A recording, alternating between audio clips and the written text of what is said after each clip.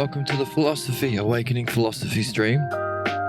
My name is Jed, and we are doing a series of videos introducing philosophy, introducing the kind of philosophy that we hope to awaken within our souls, differentiating it from other versions of philosophy, explaining why we should care about philosophy, what benefit we can gain from philosophy, and why it is the most important thing we can do as human beings on the planet here. And also why it can be the most difficult thing. But on top of all that, why it is the most fun.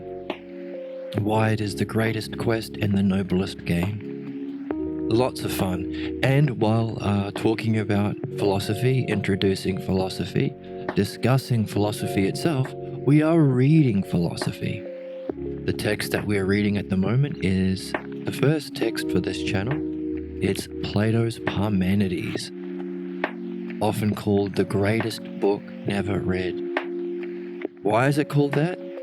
Other than it's not a particularly well-known text. And, well, it contains within it something very, very special about the thing we're on the quest to find. What is that thing? What is the thing that we're after in philosophy? We talked about it last time. The logos. That's our ticket. That's what we're looking for. The logos is that through which providence, our greatest care, is extended to us. It's the paradigm of the entire universe. It's the paradigm of our souls. It's also a kind of ladder we can climb in our own personal development. That ladder not only contains our own personal development, it contains ways of thinking that awaken us to higher levels of consciousness. So therefore, it is a spiritual quest. One way of understanding philosophy, very simply, is it's the philosophical process of spirituality, or rather, it's the spiritual yoga, it's the spiritual method through understanding. And a certain kind of understanding that we have a Greek word for to differentiate it from regular forms of understanding. And we talked about why that's important to have words, names, the proper names for things in our quest. That word is dianoia.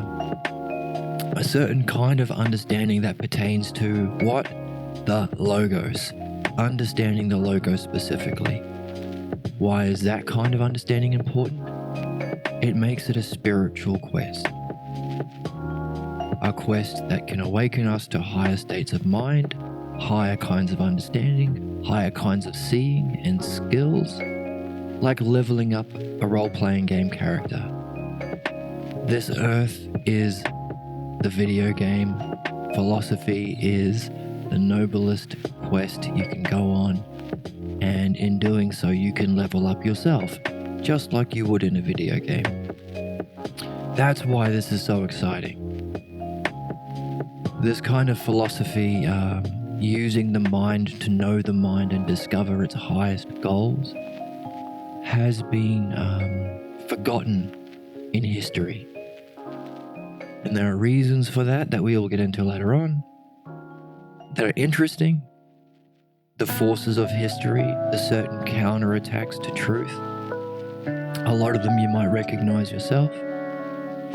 The burning of the libraries of Alexandria, the shutting down of the Greek philosophical school called the Academy in Athens, at the same time around 529 AD, that began a period in history where everything went to crap, called the Dark Ages.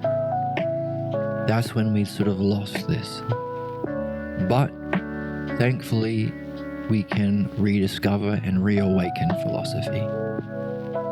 That's the quest we're on. Okay, and how do we discover the logos? How do we awaken the logos so we can awaken the quest to discover our highest goals? Last time we talked about our most highest goal being something called destiny. using the logos to reach destiny, but also we pointed out that while doing that, we're also learning the method. We're following the path of the logos, the philosophical / spiritual journey. We're following the path of the logos, but at the same time, we're learning what the logos is so we can navigate that path better. It's 2 parts. Functioning with it and learning about its nature. This duality, this duad, is itself one of the features of the logos. If the logos is a certain kind of structure built into everything in reality and is the cause of the rationality and knowability and understandability, what we call the intelligibility of reality. If that intelligibility is from the logos, then we're looking to recognize that, see it. How do we do it? By recognizing its qualities and its pattern. And just like an adventurer on a quest or in a game, you take things, you notice things, you take clues, and you take them with us. You take them with you into your little inventory, and they'll help you as you go forward in the journey. That's what we do. We take these little bits of insights and understanding and we build upon them. Specifically, we develop questions, because to have a question is to be on a quest. And that's the sort of game we're playing here. One of the questions is, what exactly is the logos? And one of the features, one of the clues, one of the aspects of that pattern is a pair, a duality, a two-ness of something's nature, the nature of a thing, and its functioning. Let me give you an example. If you were to explain to someone who's never seen a bike before what a bike is, you might explain the thing itself, and then you might also want to explain what it does. If you lacked either one of them, well, you probably wouldn't be explaining what a bike is if you failed to mention how it functioned, what you can use it for. This is one of the patterns within the structure of the logos we want to keep an eye out for. Why?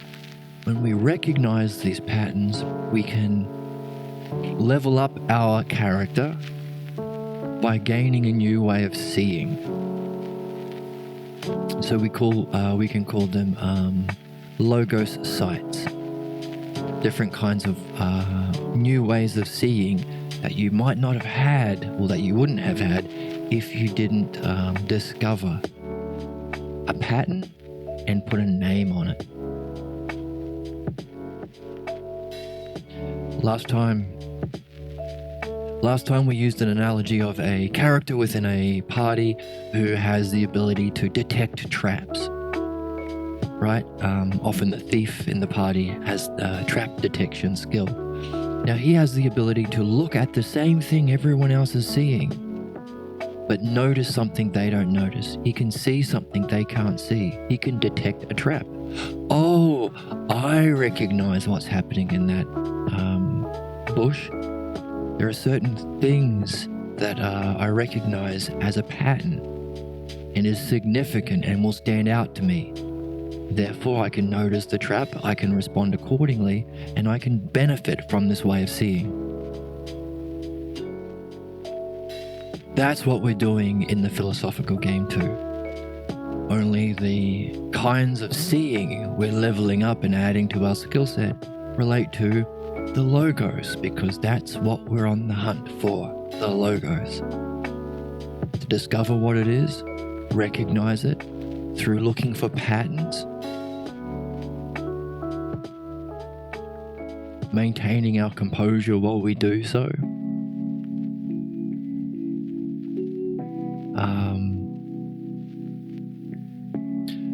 There are other qualities that we want to develop as we look for the patterns of the logos. these qualities that help us to see the logos and go on this quest are called the virtues in philosophy. But that's a topic, that's a discussion for another text and another day. Right now we're in the Parmenides, which is really great because we're interested in discovering the logos. And in the Parmenides we get we get one of the highest logoses that's ever been written down. The logos of a man named Parmenides. Who was Parmenides? He was the teacher of another great figure, perhaps the greatest figure, Socrates, an ancient Greek philosopher around the time 300 BC in Greece. And who did Socrates teach? Someone named Plato. Plato wrote the book. So we have a book written by Plato about his teacher Socrates, who met his teacher Parmenides, and Parmenides lays out his logos. His understanding and seeing about the most significant things in reality, and above all of them, the most important and meaningful thing that we are seeking on the philosophical quest, the self. Why is the self important? Well, for the ancient Greek philosophers, they had a maxim, a saying that they lived by. Know thyself. This was the most important thing. Hey, think about it. You are a self. What is it? Are you curious? Where did it come from? Where is it going? What should it be doing in this time we find ourselves on this planet? These are the most important questions we can ask. And philosophy gives us a way of answering them.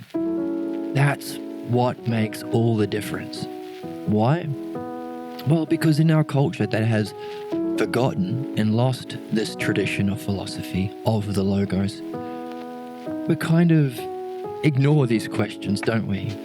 We talk about other things rather than what you are really, most fundamentally, in the sense that before even you experienced anything, before you were born, what is that self?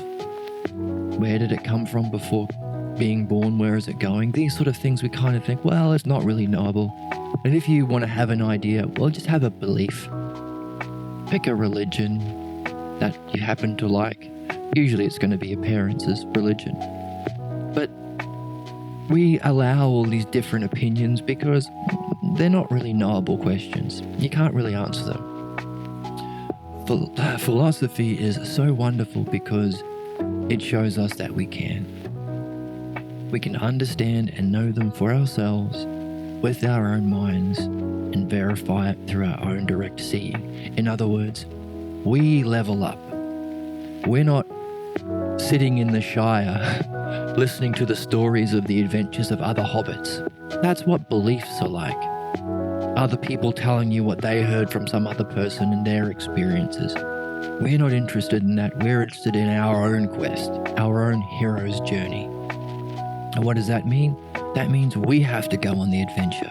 We have to develop our own understanding and apply it in our real lives as we seek our most meaningful goals. Seek the Holy Grail. Become, what does Harry Potter want to be? The greatest wizard. Become a Jedi. Whatever is the highest goal in all of these stories of the hero's journey. That's an analogy for what philosophy is. The actual hero's journey to reach the actual highest goal that we call destiny or knowing thyself. And it is a spiritual journey in that part of that journey is awakening your consciousness to the realm of pure ideas. Now, we don't mean concepts as ideas.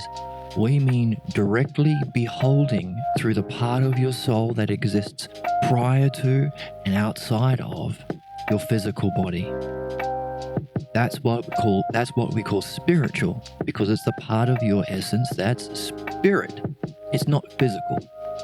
Just as we have a physical expression and we have physical senses that can see physical things, Usually that's all we address at most schools. Science, physics, chemistry, it's all physical observation of the physical world. We kind of generate theories or based on those things. But philosophy points out, hang on a second, don't neglect the other senses we have. What sense? Well, specifically the sense called ousia. That's important in philosophy, and we'll get into that in our readings. Maybe not in Parmenides. It's not really talked about a lot in Parmenides, but it's implied. The other texts of Plato open up an understanding of ousia more, but it's kind of implied in Parmenides, and it's used. It's the part of the mind that has the ability to, once awakened, that's important. It's kind of a closed eye, it's sleeping, but we can wake it up with the philosophical quest of the Logos. Once awakened, it has the ability to turn about and know itself, see itself. You might have seen images of a snake eating its own tail, the Ouroboros, it's called sometimes. That is an image depicting this kind of sense. The sense of the mind to turn about and know itself. But it's not just a circle that's complete like this. It turns around to know itself, but in doing so, it spirals up to a higher level. So it's like a spring or a coil, elevating you to a higher and higher level through the Logos, awakening ousia. So, that allows us to experience this world of pure ideas, and idea is probably the correct word we should use, which is a Greek word, which doesn't mean concept like our idea of idea. It's idea as in to behold, which means you grasp it for yourself. So again, you're not hearing about the tales of other adventurers. You go on the adventure and you get the goal yourself. We talked about a saying last time. You wouldn't send your slave to the banquet in your stead. In other words, if there's something great worth experiencing, you want to experience it for yourself. So if there are direct experiences of ideas like beauty or justice or pure bliss or the brilliant light of pure being, as there are in philosophy, the goal is for you to reach them. You reach the end of the level and get the treasure and level up and get the reward. You go to the banquet. That direct experience is sometimes called a spiritual experience. It can be really, depending on what aspect of it is most present for you. You could say I experienced pure bliss, or I experienced pure beauty. I experienced seeing the world perfectly the way it is and how it should be, what we call justice. All different ways of talking about the spiritual experience.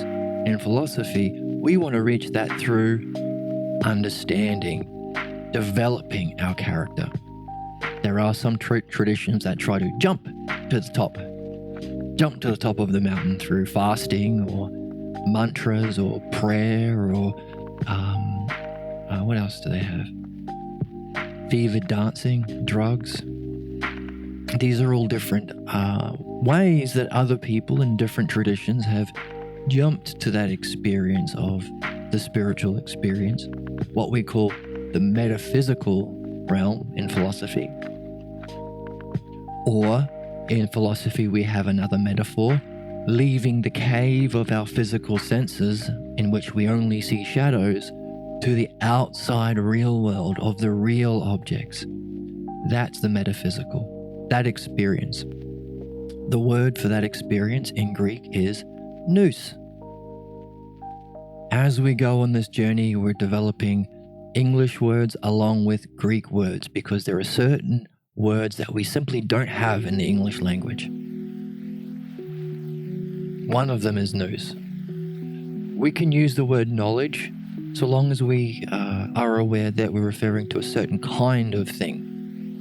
It's not knowledge of, oh, I know how to play football. It's a certain knowledge that refers to directly experiencing for yourself the treasures of philosophy, the pure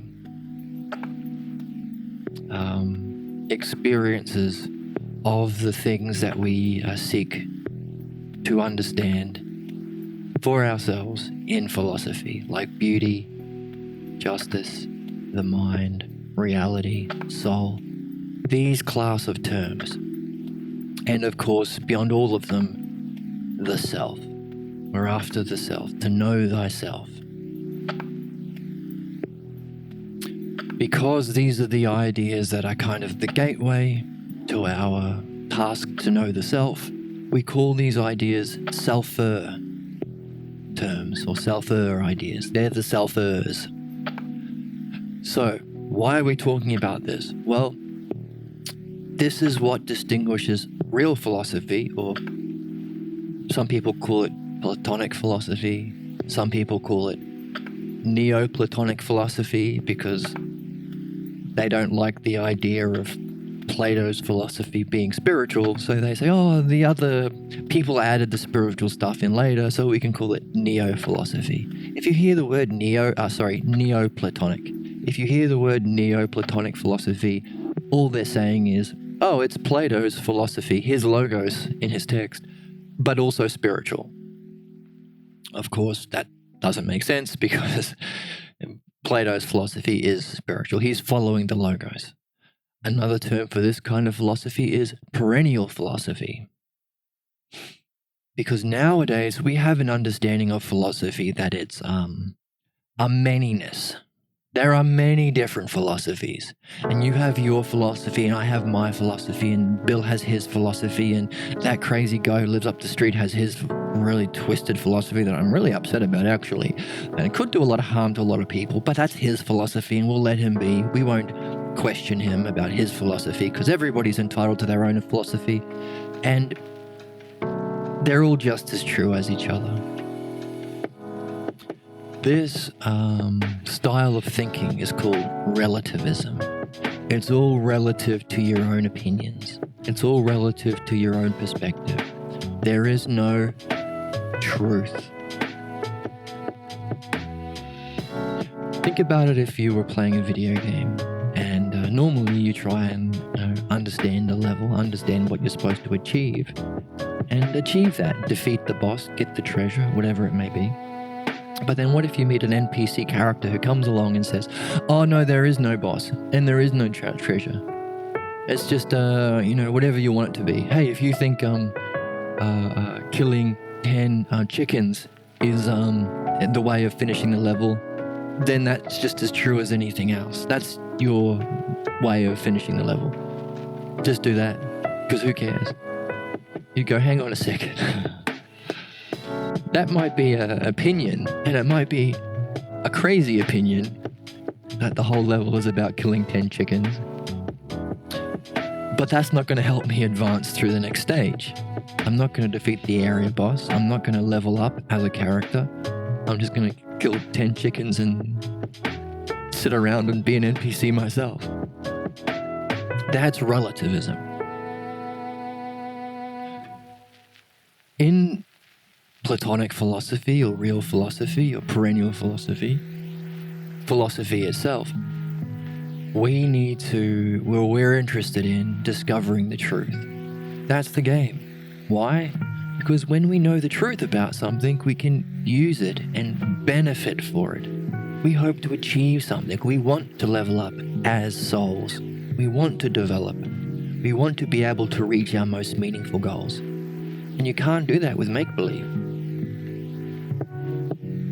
Think about it. Let's say you wanted to level up your computer. Does make-believe work? Just believing you've got a faster computer, will that allow you to use it to benefit, to play better games?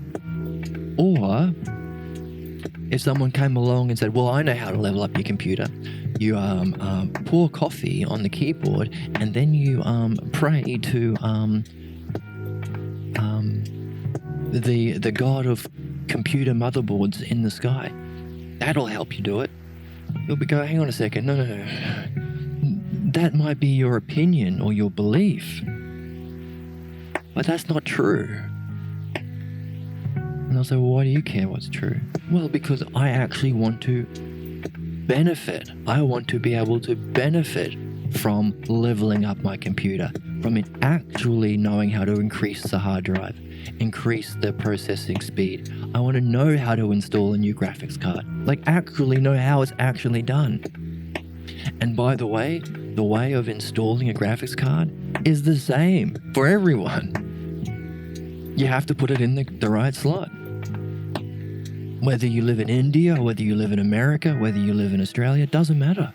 It's the same for all of us. That's the nature of truth. Truth transcends the manyness. Philosophy is moving from the manyness to principles and truths and direct beneficial experiences and knowledge that benefit all of us objectively. It's about one, moving from the many to the one. One. These kinds of principles, that's what we're after. Because if there's truth, then it's true. It's not true sometimes, but, half true another time because I have a different opinion, or it's false because I don't believe in it. Well, hang on a second. If it's true, it's true. That's its nature. And we're after truth. Why? So we can benefit. How do we benefit? Well, two ways that we talked about last time. Being able to level up our abilities, our functioning, our ability to reach our most meaningful goals. So again, our functioning and our nature. Our most meaningful goals is reaching something that affects us. Think about the things that we are interested in that make us happy. Let's say we want to go to university to get a degree. Why? Well, it'll make you happy. But what do you mean by that? Well, we believe that it will change us. It will change us in a significant way that will make us in a state of being that is more happy. The things that we do to make us happy is because we think fundamentally they'll change us in a positive way. So we want to change our nature to be happier, to be more capable, to be more wise, to be more knowing, to know thyself, to know why we're here, where we're going, what we should be doing while we're here, where we came from, what is beauty, all these sorts of things. So, we benefit from the philosophical quest to discover the truth about the most important things by leveling up our nature and our ability to function, our skill set. That's the same duad. Do you remember? We talked about that earlier today. That we're looking to understand the nature of the logos and how to function with it by reading the text we will read. Similarly too, we want to improve our nature and our ability to function. That's why we care about philosophy. It's the way of actually doing that. Philosophy is not something you, again, believe other adventurers. You come to understand for yourself and verify your own understanding in your direct experiences. You understand how to defeat the area boss, and you defeat him, and you get the rewards, and you level up, and you go to the next level. Level up as a character and go to the next stage. These are the things you verify. So that's what makes philosophy different from our modern misinterpretation of philosophy, which is it's all relative, it's all about opinions and belief. You can't really understand it objectively, the same understanding for all humans, all intelligent life, even aliens who've developed an intellect, the ability to reason, the ability to follow the logos. No. Modern philosophy is relativism. True philosophy has beyond belief and opinions and relativism and perspective, understanding, which leads you to knowing or confirming in your own experience, truth that you can use to function with, to reach your most meaningful goals that will change you beneficially. And that path of the Logos to our positive conclusion is the path of our destiny. That's what we're after, our destiny. But last time we talked about when we're using the Logos and following the Logos, we're looking for two kinds of things, the positive and its negative reflection, its shadow. What was the shadow of destiny? What happens if we refuse? There's a lot of people who get into film writing or video game writing or story writing, they read a book called The Hero's Journey, which talks about how there seems to be a kind of universal hero's quest, hero's journey that Luke Skywalker goes on, that Katniss goes on in the Hunger Games, that Harry Potter goes on. And all traditions seem to have a similar hero's journey, which had stages. So I'll refer to the hero's journey, written by a guy named, I can't remember his name. If you remember his name, please put it in the chat. One of the stages of the hero's journey is the call to arms, the call to action. Someone other than you, who may be on the journey themselves, shares the information. Hey, there is this journey. Here is the possibility for you. Become an adventurer too. This is the call to action, or the call to arms. This video is your call to arms, pretty much. Having outlined the basics of the Logos, the spiritual game, the philosophical quest, called the Noblest Game, you're being invited to join it if you're interested. If you join the game, become an adventurer, a philosophical adventurer along with us, then it's important to realize that because we're learning the Logos and using it, part of the pattern of the Logos is the positive and its negative reflection.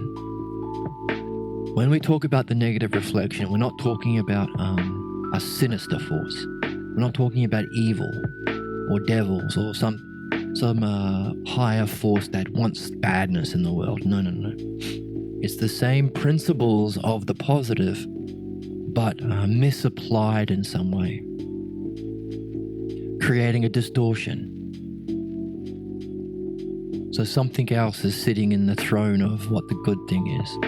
So you might mistake truth for something else. You might be thinking chasing what you think is good, which is actually a good principle. It's important to be chasing the good. That's what we do in philosophy. Seeking the good, trying to reach the good. But if you're mistaken about what the good is, then you might not be seeking it. You might be seeking something else that might not be good. That would be the negative reflection or distortion of the positive. So that's part of the Logos. That's part of the structure of this game we're in, this human game, this reality game. It has this positive higher Logos, but also it has its shadow. Just like you have a shadow. It kind of looks like you, kind of has the same shape, but it's kind of distorted, isn't it? Your shadow, when you think about it, when you're walking in the park, look down, oh, it's a shadow. Where did it come from? Did it come from some evil force creating a shadow realm, giving shadow characters that are trying to trick you into thinking that your shadow is actually you? No, it comes from you, the actual you, which is a positive thing. So how did the positive create this distortion that's not actually you? It casts a shadow. This is the principle in the Logos. that we're looking for as well. So what does that mean? Well, take a look at your shadow. Do you notice that there are some samenesses, similar, but there's also some differences? It's not quite the right shape. And also it's missing some dimensions. It's only 2-dimensional, not 3-dimensional. This is the nature of the negative reflection of the positive things that we discover. So whatever we discover in the logos, and likewise about the logos, we will be able to see that similar thing, distorted thing, lesser thing, losing a dimension in its negative reflection. So if the logos is the path of our spiritual quest, our philosophical quest, the logos to reach destiny, what's its opposite? What's its reflection? The goal, that's the opposite of destiny. If we don't accept this call to arms, we will be pursuing something in philosophy called fate. Fate is our tragic end. You might, in your own experience, recognize that when you seek really important things, kind of the same things end up happening that get in the way. Every time you go up to speak in front of people, you have the same sort of panic attack. And it always ends in the same way, with you running off stage or peeing your pants. Every time I get up to talk in front of people, I pee my pants. That's your fate. That's fate. That's the negative conclusion that will result if you don't accept this call to arms. And you might recognize the same kind of problem in other areas of your life. Every time I want to talk to a beautiful girl or beautiful boy, I get nervous in the same way and I pee my pants and run away. Same thing. Every time I apply for that meaningful job or that promotion, I go into the boss's office, I have this goal, I see it's really important, it's going to make me better, it's going to move me on towards my highest goals, but then I get anxious and I pee my pants and I run away. We want to look for these patterns. Just like on the philosophical quest of the logos, we discover the logos by looking for patterns. That's how we do it. That's the use of our mind. We look for patterns, repeating patterns, meaningful patterns, patterns that reflect key ideas or key themes. That's part of the journey. Equally so, we look for the patterns in our blocks, in our problems, because that's what we do to discover the opposite of the logos, the pathologos or sick logos, the wrong logos. And where does that lead you to? Your fate. You're fated to end in the same sort of way. And maybe, have people in your life, and maybe you have friends and they don't see it, but you recognize, oh gee, every time this thing happens, every time we go out with John, we always end up in jail. Or whenever we go out with Tom, we always end up in the hospital because he drinks too much and he has to get his stomach pumped. Or every time we go out with Harry, we end up getting into a fight with someone.